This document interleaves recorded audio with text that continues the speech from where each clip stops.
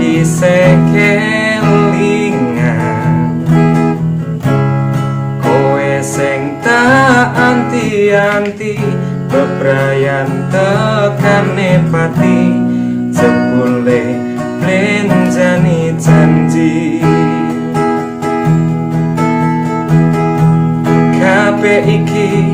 mergo kahanan ben iso nyukupi kebutuhan aku kerja esok sore nanging kowe sambat wae jarimu balungan kere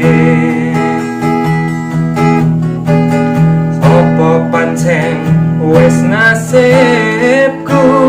nasibmu piye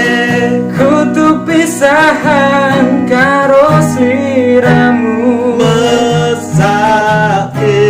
jarimu arep nampa apa anane nanging nyatane tresnaku mbok sepeleke kudune kowe ngerteni piye kabeh mung titipane Gusti senajan atiku wis buka ngandelingno ning ibadah Gusti sing maringi benar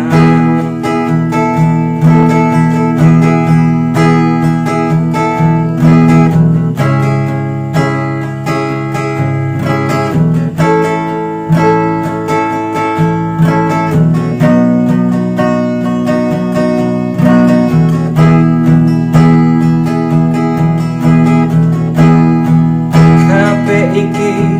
mergo kahanan ben iso nyukupi kebutuhan